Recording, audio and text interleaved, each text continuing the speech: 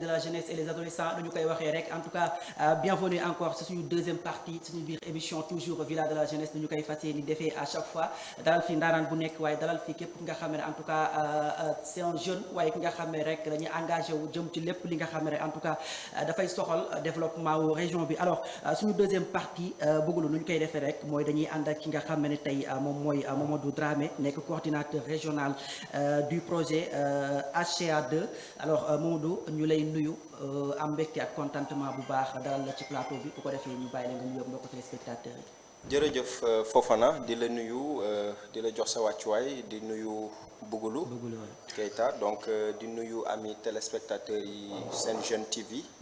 ak mboolem auditeur Sen Jeune TV di nuyu population tambacoundoise donc di profiter aussi di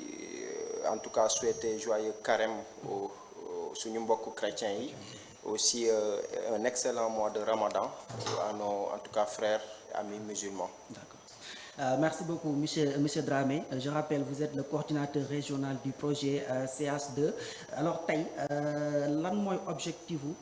projet bi nga xam ne tey yow yaa nekk coordinateur. jërëjëf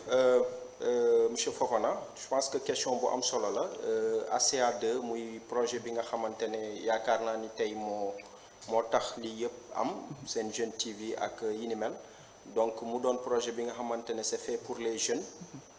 particulièrement mais pour toute la population tambacoundoise et la population koldoise booy xool domaine zone d'intervention HCA de Kolda la ak Tambacounda ci Sénégal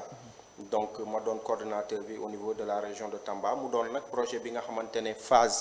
première phase bi NACD la ñu amoon mooy need assessment lañ koy oowee mooy phase bi nga xamante ne moo ñu naroon permettre ñu def diagnostic terrain pour xam sur ban domaine la ñu war a intervenir pour apporter notre soutien à la population tambacoundoise. Je pense que c'est à la suite de cette phase-là la ñu choisir mettre l'accent sur la santé mentale comme domaine de prédilection du projet tuddee nag projet bi My Path My Pledge mooy sama yoon sama kàddu. D'accord Bougoulou bu fekkee am nga question rek on est toujours ci seen rubrique santé et bien-être ñu bàyyi la nga poser ko. waaw di ko jaajëfal bu baax a baax ci plateau bi di ko nuyu bu baax a baax mon frère. di la jaarewaat lu bëri ci kaw loolu mu wax kaddu yu am solo ci sama yoon sama kaddu nekk li nga xamante ne ñun dañ koy yàgg di ko dégg. je peux dire que carrément bi ma koy soog a dégg Kolda laa ko déggee. parce que am na sama benn copain bi nga xamante ne mi ngi ci. bi ma ko laajee mu expliquer ma ci tuuti comme ni nga ko waxee nii léegi ñu bëgg laa laaj tuuti njëriñu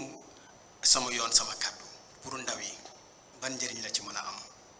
Excellente question Bougoulou yaakaar naa ni sama yoon sama kàddu ndaw ñi la ñëwal c'est vrai mais aussi population tambacoundoise dinañ ci gis seen bopp de manière indirecte parce que dafa laal question bu centrale question bi nga xamante ne santé mentale la ñu wax te santé mentale ku ko wax xam ni que ni question la bi nga xamante ne dañ ko laissé woon en rade dañ ko bàyyoon à côté bañ ko en tout cas jox trop d'importance alors que tey ku ci nekk ci ñun muy journaliste bi muy professeur bi muy élève bi enseignant ku ci nekk ci ñun je pense que tu es confronté permanemment à des problèmes de santé mentale donc mu di stress mu di angoisse ak yi ni mel donc pour xeex loolu surtout ñu mettre l'accent sur les jeunes parce que dañu jàpp ne ndaw ñi ñoom ñooy pilier pour développement wu Sénégal ñoom foog ñu am xel bu màcc pour mën a jàppale effort de développement bu réew mi nekk di def te yaakaar naa ni tey Sénégal am na plan stratégique de santé mentale bi nga xamante ne horizon 2024-2028 la muy firnde encore une fois en tout cas importance bu état bi jox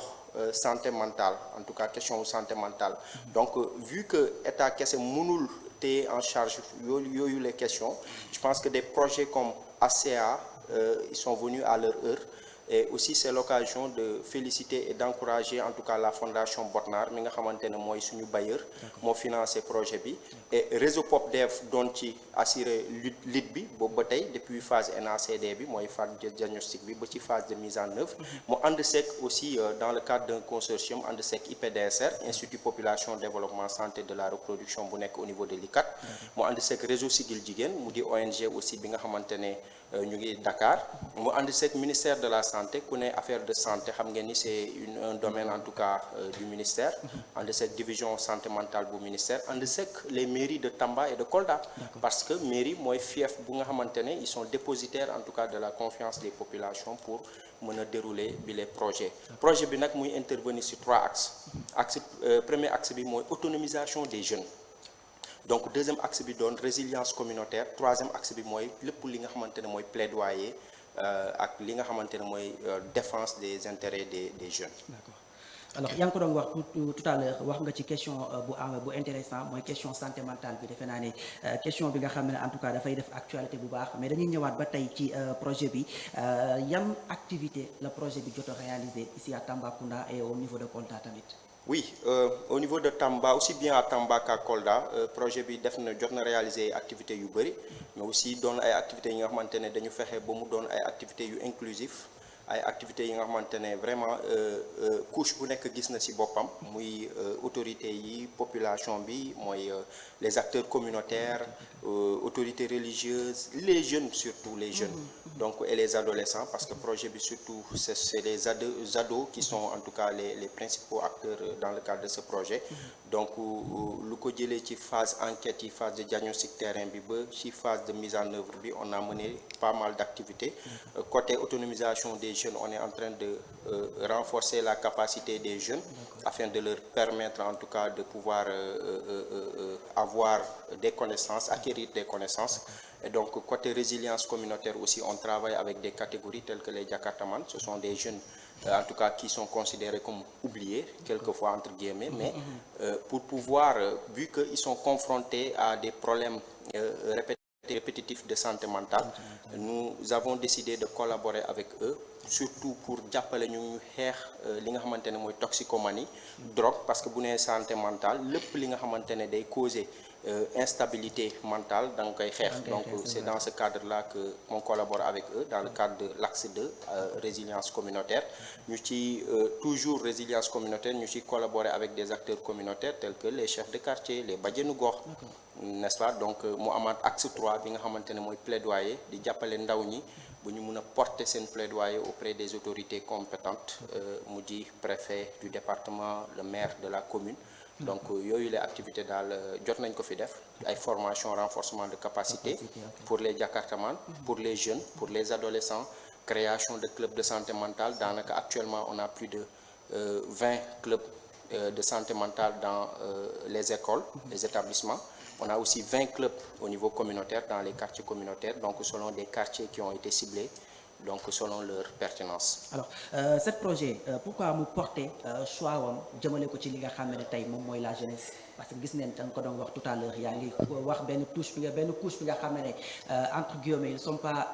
oublié wuñu leen bu baax surtout les Jakartaman les personnes yi nga xam ne peut-être jànguñu école et tout ça pourquoi tey projet bi ñëw rek jël choix wam porter ko ci li nga xam ne tey moom mooy la jeunesse. waaw ci loolu nag booy xool projet yu bëre jamono ji dañuy mettre l'accent sur la jeunesse parce que dañu constater que ni jeunesse question wu jeunesse mooy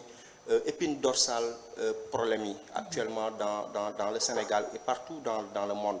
jeunesse bi xëy na ñun ak suñu croissance démographique bi ñu am au niveau du Sénégal on est confronté à un réel problème de gestion de cette catégorie jeunesse là moo tax vous voyez que il y a en tout cas la prolifération des mouvements de contestation et de dénonciation au sein de cette catégorie jeunesse donc li ko dalee ci ay Y'en a marre yi ni mel ba ci kaw donc moo tax tey on a besoin des projets qui mettent l'accent sur cette jeunesse-là, former cette jeunesse, instruire leen mais aussi permettre leen ñu doon des citoyens modèles pour que effectivement ñu mën a dugg dans cette perspective de développement-là et offrir leen en même temps des perspectives d'avenir parce que tey on peut pas avoir une jeunesse qui est là alors que amuñu benn perspective d'avenir donc il va falloir que tey ñu may leen yaakaar ñu dundee yaakaar mais aussi ay opportunités yi nga xamante ne vraiment dinañ mën a am seen astu ci économie wu Sénégal donc looloo waral projet bi ñëw xëy na mënoon na mettre l'accent seulement sur la santé mentale mais santé mentale sachant que domaine bu transversal la day toucher à la fois employabilité des jeunes ak yeneen domaines yi nga xamante ne ay en tout cas c'est connexe moo tax vraiment boo leen seetloo on intervient dans l'emploi et l'employabilité di leen jàppale ci à travers des formations d'ailleurs on a organisé un forum pour les jeunes ak récemment un forum sur l'employabilité des jeunes bi nga xamante ne ça a rassemblé en tout cas pas mal de structures de formation et aussi des structures de la place qui sont dans le financement, dans l'emploi et l'employabilité des jeunes de manière générale pour permettre aux jeunes d'avoir assez d'informations sur ces questions. D'accord, Bougoulou. waaw mi ngi doon wax lu am solo ci formation bu muy wax noonu bëgg laa laaj tuuti ci biir formation boobu li nga xamante ne ngeen di jàppale ndaw yi pour ci wàllum cadre liggéey maanaam bu ñu ne cadre liggéey ki nga formé ba pare nga jox ko diplôme ndax après ci kaw loolu dina mën a am buntu pour buntu liggéeykaay. waaw ci loolu nag projet bi lu mu commencé mooy que ni di nouer en tout cas des partenariats avec des autres structures moo tax on met l'accent sur la mutualisation des forces tey jii projet bi kese réseau POPDEV wala ACA kese mënul ne mun naa jàppale jeunes yi mais day jël ay effort am ay moyens am boole kook yeneen moyens wu structure yu ne nga xamante ne ñu ngi à Tamba et à Kolda pour ñu mën a booloo tey jii ñu jàppale jeunes yi peut-être réseau POPDEV mën na ne mën naa copter ay jeunes former leen beneen structure mu ne boo copter jeunes yooyu man mën naa leen appuyer jox leen ay matériel ay kit de démarrage dans tel ou tel cas donc ñun nous intervenons dans divers domaines tey bon santé mentale la ñu wax ni mais on a d'autres projets donc voilà. D'accord. Alors yaa ngi ko doon wax tout à l'heure li nga xam ne peut-être moom mooy les impacts yi nga xam ne tey activités yi jot na ko mëne alors selon vous yan impact tey nga jàpp ne activités yi mëne na ko ci diggante Tamba ak fi nga xam ne tey moom mooy Kolda. waaw bu ñu ko surtout sur la jeunesse. surtout sur la jeunesse bi ñu dooree projet bi boobu ba tey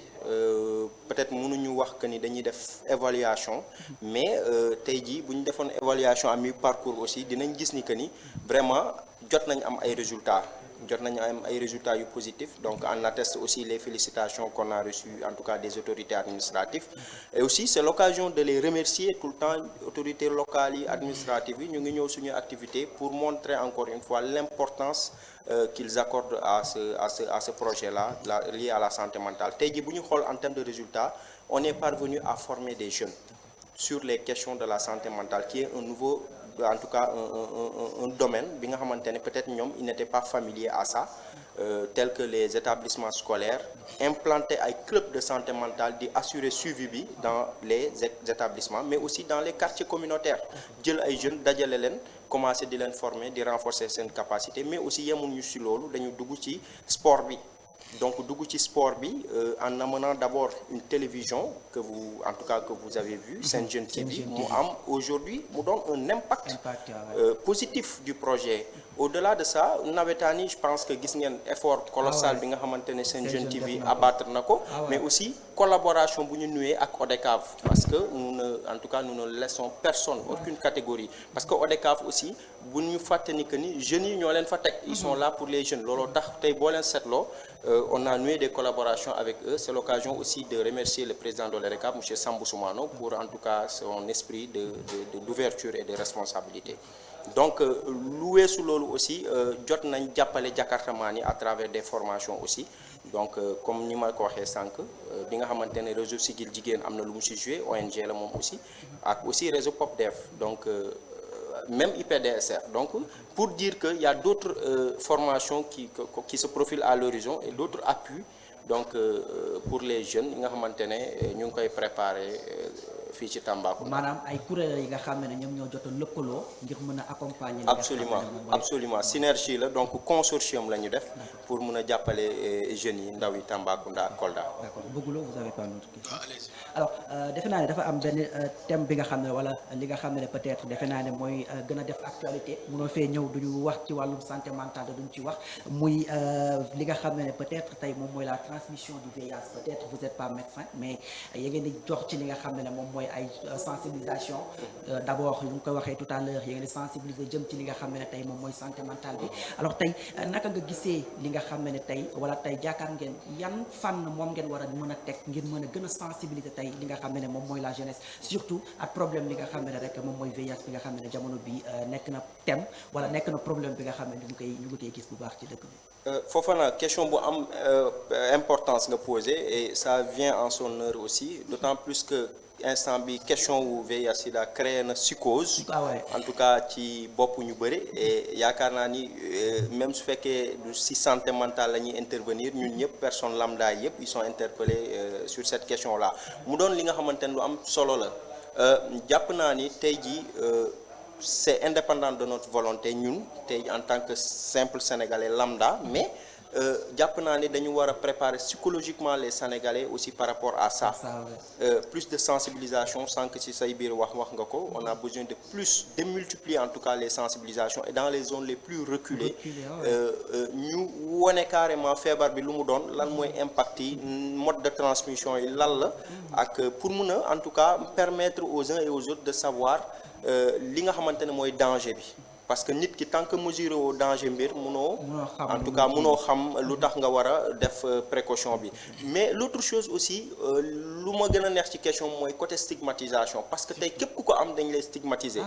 te question santé mentale bu ñu ko waxee dañuy xeex stigmatisation dañuy xeex catégorisation donc moo tax jàpp naa ni c'est aussi important que les professionnels de la santé mais aussi les professionnels de la sécurité ñu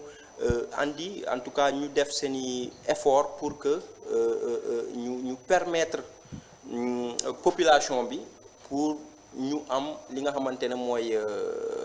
plus de sutura lañ koy wooyee sax laa koy sutura lañ koy wooyee pour ne pas que mu jur ay stigmatisation ay catégorisation parce que loolu baaxul ci ab société. D'accord Bougoulou. waaw mu ngi wax lu am solo ci wàllum VIH bi ngay wax léegi nii parce que comme ni nga ko waxee léegi ci fu mu jeexalee olof day faral di wax benn baat nee nañ lépp lu amul sutura rek xawee nga. c'est ça parce que tey jii nga wax li nga xamante ne dina am ku muy andil jafe-jafe comme ni nga ko waxee nee na si biir waxam lii di sama yoon sama kaddu dafa am nu mu ñëwee maanaam lépp liy stress bëgguñu ko ci. kon boog nit kooku bu amee loolu nga mën a am li ngay dem ak moom ci kaw sutura mun koo jàppale ci kaw sutura mu bañ a am li nga xamante ne da koy jindil gàllankoor ci biir yaramam li nga xam dina ko mun a andil gàllankoor ci dundam surtout tey boo xoolee ba xool comme ni ñu koy waxee nit ki papam am ko mbala nijaam am ko mbala mbokkam am ko mu génn war a jàngi mbala war a dem béréb sàngam ñu ne ko diw de mbokkam bi moo ko am est-ce que moom ñii jëm boppam amu ko après moom ñu mu doon toogal est-ce que ñoom duñ ko daw après nan lay mel ci moom beneen jàngoro lay indi ci moom bu bokkut ak VIH kaddu yi nga ko laaj am na solo trop di la jaajëfal lu bëri alors day beneen question rek le temps que ñu lay bàyyi gis neen presque répondre nga ci question yëpp mais tey est-ce que tey projet bi mi ngi entamé en dehors de Dakar Tamba Kolda envisager dem ci yeneen zones yi nga xam ne wax nga ko tout à l'heure les zones les plus reculées yi nga xam ne peut-être information bi jotu faa yegg wala bu fay yegg sax am na nu muy dem est-ce que yéen a teg tey ay matuwaay yi nga xam ne di ngeen mën a dem ci région yooyu ngeen mën a sensibiliser encore la jeunesse. Absolument yaakaar naa ni projet bi ci la nekk actuellement ñu ngi ci deuxième phase récemment organisé nañ benn forum bi nga xamante ne c'était au Ghana man mi demoon naa fa mu doon opportunité ñu bokk ceeg yeneen réew ñu mel ni Inde Vietnam Colombie Équateur ak Ghana ci boppam mi nga xamante ne moo accueillir forum bi di wax ni que ni Sénégal kese doonul zone d'intervention projet bi 6 pays yooyu yëpp dafay intervenir yi ma lim yi donc dañ fa dajaloo woon pour wax ci projet bi mais aussi xool perspective yi donc yaakaar naa ni Sénégal tey on a intérêt à ce que mu réussir aussi bien à Tamba qu'à Kolda pour ñu mun ko démultiplier dans d'autres zones donc tout va dépendre pour répondre à cette question ci résultat yu ñuy am ci phase bi la pour mën a encourager en tout cas les bailleurs wan leen ni que ni le besoin est là et yaakaar naa ni mu di consortium bi nga xamante ne réseau Pop Dev njiitam di Maguette Thiandoum ak ñëpp équipe bi ñoom Raphaël ñoom ñëpp ñu ngi ci pour liggéey loolu pour ñu mën a am résultat yi nga xamante ne ce serait assez convaincant pour que bailleurs yi xam ne que ni y a urgence en tout cas de réagir au niveau du Sénégal et partout de manière extrapolée dans les autres régions. D'accord. Beaucoup, vous n'avez pas une autre question. Alors, nous voulons dire monsieur Dramé, je rappelle, vous êtes le coordinateur régional du projet HCA2. Alors, ici à Tambacounda, nous avons bekté bu baaxa baax dans la dalal ci plateau bi bu féké amna benen question amna leneen li nga xamné peut-être bëgg nga ko jallale té laaj ñu lako ñu bayé rek nga baxé ko peut-être au niveau en tant que coordinateur ACA bokk ci en tout cas seen jeune bokk fépp donc di leen féliciter peut-être c'est c'est l'occasion di leen féliciter ci initiative bi Fofana Bougoulou ak toute l'équipe qui sont en tout cas qui est là dirigée par Fallou équipe com Gora Mohamed ak en tout cas ñëpp ñu fi ne ah donc di leen féliciter bu baax a baax ak surtout mon ami et frère Sambou Bakou donc en tout cas vous avez abattu un travail colossal et c'est l'occasion de vous remercier et aussi de vous encourager pour ñu gën a parce que jeunes yi lii lañ soxla donc di leen encourager pour ñu gën a redoubler en tout cas effort yi merci beaucoup